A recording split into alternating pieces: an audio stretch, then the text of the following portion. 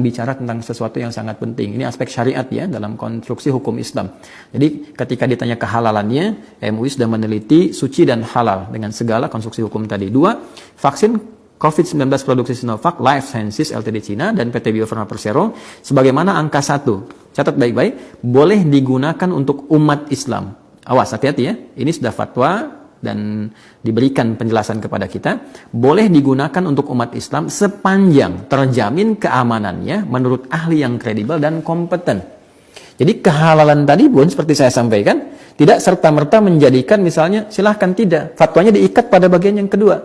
Ya, sepanjang terjamin keamanannya menurut ahli yang kredibel dan kompeten. Artinya apa? Walaupun itu akan divaksinasikan kepada umat Islam khususnya, maka harus ada jaminan dari vaccinator kepada vaccinated ya, yang memvaksin kepada yang divaksin bahwa ini aman, ini baik. Dari mana tahu aman dan baiknya? Nah, tentunya di sini harus ada keterbukaan, baik yang memvaksin ataupun yang divaksin.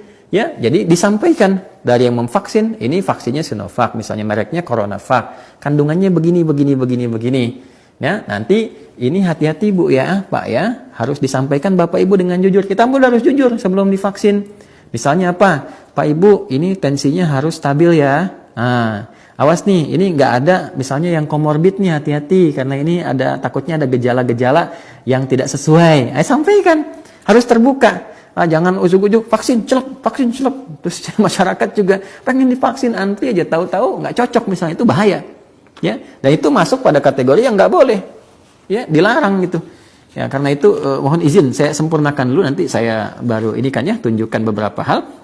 3 ketentuan penutup. 1, fatwa ini mulai berlaku pada tanggal ditetapkan dengan ketentuan jika di kemudian hari ternyata terdapat kekeliruan akan diperbaiki dan disempurnakan sebagaimana mestinya. 2, agar setiap muslim dan pihak-pihak yang memerlukan dapat mengetahuinya, menghimbau semua pihak untuk menyebarluaskan fatwa ini. Maka ini saya sudah menyampaikan, jadi kewajiban saya sudah menyampaikan kepada teman-teman semuanya. Ditetapkan di Jakarta pada tanggal 27 Jumadal Ula 1442 Hijrah, 11 Januari 2021, Majelis Ulama Indonesia, Komisi Fatwa ditandatangani Ketua Profesor Dr. Haji Hasanuddin AFMA, Sekretaris Miftahul Huda LC. Mengetahui Dewan Pimpinan Majelis Ulama, Ketua Umum Kiai Haji Miftahul Akhyar, Sekretaris Jenderal Dr. Haji Amir Syah Tambunan. Ya, jadi apa legal standingnya Ustadz Adi menyampaikan ini? Ini anjuran MUI meminta kepada kita untuk menyampaikan, dan saya juga bagian dari ulama yang harus menyampaikan tanggung jawab hukum.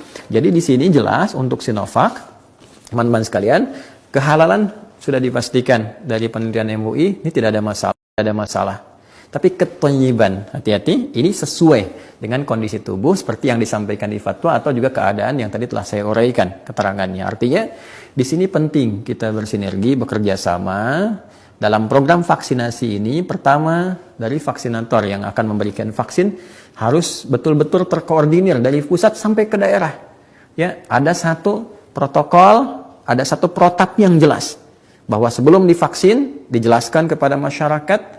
Ya, kalau perlu saya usulkan sih ada pendampingan ya dari nakesnya, satgasnya, misalnya ulama atau ke bawahnya level ustadz gitu kan, yang diberikan pemahaman, sudah jelas, sudah paham semua, bersinergi semuanya. Kalaupun ini program akan dijalankan, bersinergi, dijelaskan. Bapak Ibu sekalian, ini vaksinnya Sinovac ya, mereknya CoronaVac. Ini fatwa MUI-nya sudah diteliti Bu, sampai ke sana Pak, jangan takut, ya kan? Sudah diteliti sampai ke sana, udah ditemukan hukumnya suci, hukumnya halal. Cuma walaupun suci halal, ini harus cocok dengan kondisi tubuh Bapak Ibu sekalian. Mohon maaf, mohon izin nih, siapa yang tensinya masih tinggi, dicek dulu, tolong tensi dulu sebelum divaksin. Kan bisa begitu, ya? Siapa yang ada komorbid? Ya, begini. Nanti kan hasil penelitian itu akan menunjukkan itu. Jadi kalau yang, Pak saya ada begini, begitu, jangan dulu deh Bu ya, takutnya beresiko dulu. Yang lain dulu siapa yang stabil, baru divaksinasi. Ya, ini penting untuk dilakukan. Kenapa? Supaya tidak terjadi hal-hal yang di lapangan, teman-teman sekalian, ini madarat yang lebih besar. Alih-alih jadi baik, jadi bermasalah. Ya, dan itu kalau kita lihat berita di media, ini saya clipping. Ya, banyak ini yang harus juga difikirkan, dievaluasi. Ya, mohon izin misalnya ini teman-teman, ini berita saya kumpulkan ini ya dari berbagai ragam nih. Misalnya ini Kompas nih, Kompas TV Jumat 21 Mei 2021 dari Mei. 30 orang meninggal setelah vaksinasi COVID-19. Komnas KIPI jelaskan penyebabnya. Ya kan? Nah, ini berarti ada orang meninggal setelah divaksin 30. Mohon maaf ya, kalau ada yang meninggal, ya Allah, mudah-mudahan Allah mengampuni kita semua ya. Tolong jangan jadikan itu sebagai angka statistik gitu. Itu nyawa. Ya, jangan karena itu nggak ada kaitan dengan Anda, bukan keluarga Anda, bukan sahabat Anda, bukan saudara, Anda mudah mengatakan ini misalnya mohon maaf ini hanya sekedar mengingatkan dan mengoreksi pola komunikasi supaya terasanya nyaman gitu. Jangan sampai Anda hanya katakan yang meninggal hanya sekian kok. Ya, cuma 30, cuma 27, cuma 50, itu ini nyawa gitu. Ya, dan negara pun punya kewajiban menjaga nyawa warganya gitu. Ya, dan agama atau bahkan agama punya kewajiban dari 5 maqasid syariah. Pertama itu hifdzun nafs, menjaga jiwa. Ya, jadi kasus-kasus semacam ini 21 Mei. Yang ini bisnis.com 27 Mei. Artinya 6 hari setelah ini ada berita lagi 27 orang meninggal terkait vaksin Sinovac. Tanda tanya. Jadi bacanya diperbaiki, 27 orang meninggal terkait vaksin Sinovac. Tanda tanya. Ini penjelasan Satgas COVID-19, itu kan? Ada beritanya tinggal dibaca. Artinya setelah divaksin ada yang meninggal, gitu kan? Nah, ini perlu dijelaskan. Ini ada KIPI meneliti, Satgas juga melihat, gitu kan? Kemudian Kompas nih 24 Juni nih. Ya. Nah, ini warga Tangerang meninggal dunia usai terima vaksin COVID-19, belum diketahui penyebabnya, belum ketahuan nih. Ya. Saya sudah baca isi-isinya nih. Ya, saya sudah baca sampai yang terbaru ini Rabu 10 Dzulhijjah 21 Juli nih. Orang muslim usai divaksin demam dan mual akhirnya meninggal. Padahal nggak kemana-mana, datangnya sehat, ya kemudian juga divaksin, setelah itu ada mual, ada demam, ya puskesmas mohon izin ya, ini yang diberitakan itu belum bisa menangani dengan sempurna ke rumah sakit, tiba-tiba di perjalanan meninggal dari kondisi sehat itu kan. Nah, ini diceknya macam-macam. Dari kasus yang warga Tangerang ini saya baca semua, ternyata tensi sedang tinggi 160, tapi kok divaksin juga gitu kan. Nah, kemudian ada beberapa yang lain. Nah, ini saya kira ini penting dievaluasi ya. Nah, bahkan ini ini nih, ini Menko nih, salah satu menteri ya. Nah, ini di detik.com nih, Rabu 21 Juli 2021 pukul 19.58. Ya, ini dibacanya di sininya, Luhut ungkap 54 orang meninggal gegara COVID setelah divaksin. Ya, walaupun ini kok tiba-tiba dirubah. Ya, judulnya ini jadi tiba-tiba dirubah. Saya akses lagi, setelah saya screenshot dirubah lagi.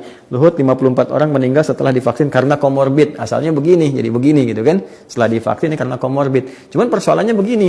Ya, baik itu komorbid atau bukan komorbid, berarti kan sudah dipelajari. Nah, data ini secara statistik dikumpulkan, penyebabnya apa menjadi protap sampai ke bawah gitu. Ya, kita berdoa semoga Allah mengampuni, menjadikan syahid ya setiap hamba-hamba Allah muslim beriman pada Allah yang meninggal karena COVID ini. Tapi ini jadi pelajaran besar untuk faktor thayyib ini, sehingga di masyarakat menjadi tenang, aman. Oh, berarti ini kenapa nih yang meninggal kemarin ini? Oh, ternyata tensinya sedang tinggi, ada komorbid. Komorbidnya apa? Dijelaskan. Sehingga nanti bukan cuma komorbid, mungkin ada komorbid yang sesuai, ada komorbid yang tidak sesuai. Ya, sehingga yang paling penting itu keterbukaan. Ya, semua jujur, baik yang memberikan vaksin atau yang divaksin. Kemudian setelah itu yang paling penting pola komunikasi kita baik. Saya nggak bisa bacakan ini kalau nggak berhenti. Ya, uraian saya saat ini gitu. Ya, bagaimana menyampaikan dari sekian juta hanya sekian orang yang meninggal itu kan.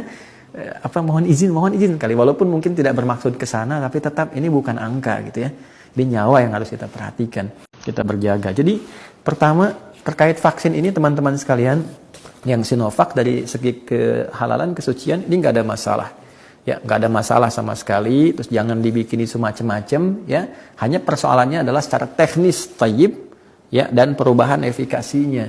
Nah, jadi sekarang sebenarnya kita berkomunikasi, semua saling sinergi lah. Ya Allah, kita ini sedang menghadapi situasi yang kita sadari bersama. Ya, kita sepakat COVID-nya ada dirasakan. Banyak yang jadi korban juga. Walaupun mungkin ada perbedaan pendapat dari mana datangnya, apa sebabnya, ya kan?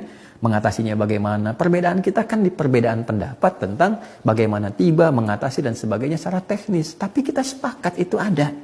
Dan kita harus tangani. Karena itu saya mengajak kepada semua, akan lebih baik kita sinergi. Ya diskusi, jangan ribut-ribut. Ya ini argumentasinya kok arahnya ribut gitu kan, arahnya berselisih. Ya kalau sepanjang itu terus kapan ini selesai? Ya jadi kalau memang kita ingin coba perbaiki, kita bersinergi semua. Duduk dulu lah. Ya coba aspek politis coba tepikan dulu. Bisnis saya ingatkan tegas nih. Tolong jangan berbisnis di tengah penderitaan banyak orang. Ya, tolong sekali kalau kita gunakan nurani lah kalau masih jadi manusia. Walaupun kita mungkin berbeda keyakinan, ya ada perbedaan kita hargai, tapi sebagai manusia pastinya punya nurani. Ya, jadi kita duduk sama-sama. Kemudian ini saatnya ya, orang-orang yang mengatakan cinta negara, cinta bangsa, mari mana sisi cinta itu tampilkan dengan bisa memberikan yang terbaik. Jadi informasi ini disampaikan, kemudian secara jujur juga diutarakan, terbuka sehingga rakyat teredukasi. Masyarakat teredukasi. Jadi, oh ini cocok nih dengan Sinovac, silahkan. Ya, ini belum cocok, jangan dulu. Saya belum bisa divaksin, oh ya sudah, gitu kan? Nah, ini tergantung kuotanya. Ya, kuotanya berapa nih? Ya, nah ini yang Sinovac, teman-teman sekalian. AstraZeneca bagaimana? Ya, walaupun ini sudah ada fatwanya dari MUI, kita kan harus tahu detailnya seperti apa. Awas, jangan-jangan nanti seperti yang tidak kita duga, gitu kan? Untuk AstraZeneca ini, insya Allah besok saya coba sampaikan kembali dan boleh jadi ada sesuatu yang penting kita untuk ketahui dan jaga juga.